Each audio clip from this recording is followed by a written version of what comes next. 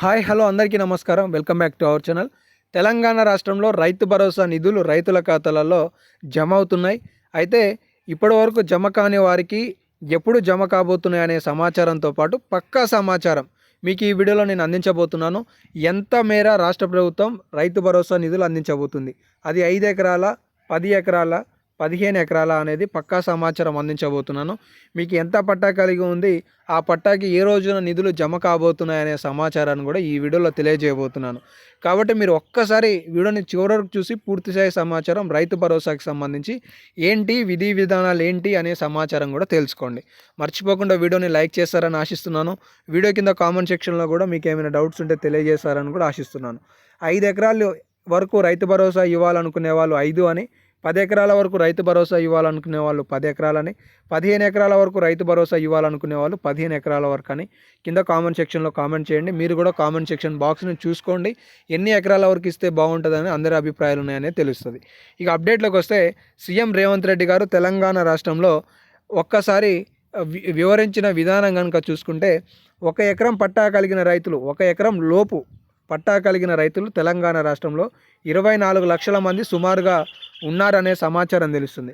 2 ఎకరాల లోపు కలిగిన రైతులు 17 లక్షల మంది, 3 ఎకరాల పట్టా కలిగిన రైతులు సుమారుగా 11 లక్షల మంది ఉన్నారనే సమాచారం ఈ సందర్భంగా తెలుసుకోవచ్చు.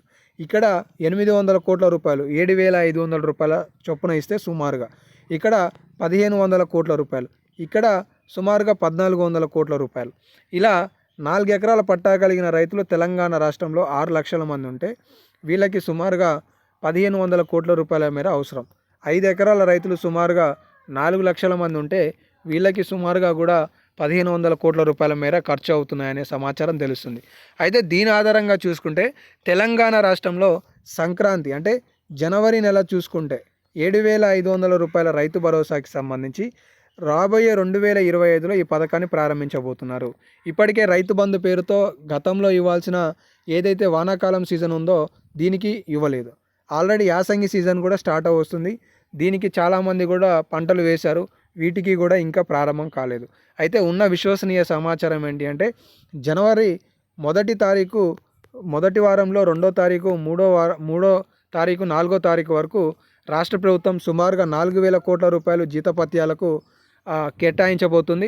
ఆ తర్వాత జనవరి 10వ తారీఖు నుండి తెలంగాణ రాష్ట్రంలో రైతు భరోసా 7,500 రూపాయల చొప్పున ఎకరాకు ఇచ్చే విధానానికి రాష్ట్ర ప్రభుత్వం శ్రీకారం చుట్టబోతున్నట్లుగా తెలుస్తుంది. దీనిపై ఇప్పటికే పూర్తి స్థాయిగా ఆర్థిక శాఖకు కూడా ఆదేశాలు జారీ చేసినట్లుగా సీఎం రేవంత్ రెడ్డి గారే చెప్పడం జరిగింది.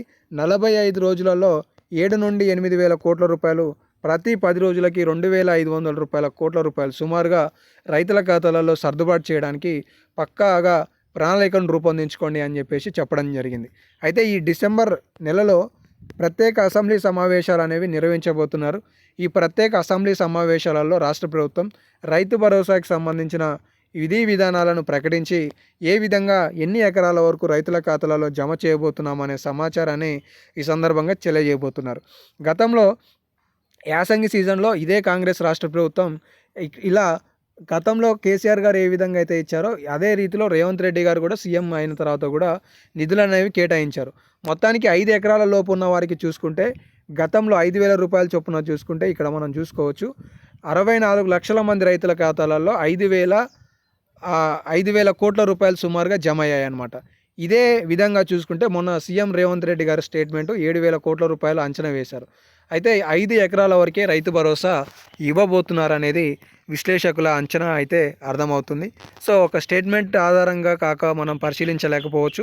కానీ తెలంగాణ రాష్ట్రంలో రైతు భరోసాకు సంబంధించిన విధి విధానాలు రేపు నిర్వహించబోయే ప్రత్యేక అసెంబ్లీ సమావేశాలలో రాష్ట్ర ప్రభుత్వం ప్రకటించబోతుందనే సమాచారం తెలుస్తుంది. ఇవైతే కొన్ని లేటెస్ట్ అప్డేట్స్ ఉన్నాయి. ఇంకేమైనా లేటెస్ట్ అప్డేట్స్ వస్తే తదుపరి వీడియోలలో మీకు తెలియజేస్తుంటాను. కాబట్టి మిస్ కావద్దు అనుకుంటే మన ఛానల్ని సబ్స్క్రైబ్ చేసుకొని ఫాలో అవుతుండండి. ధన్యవాదాలు.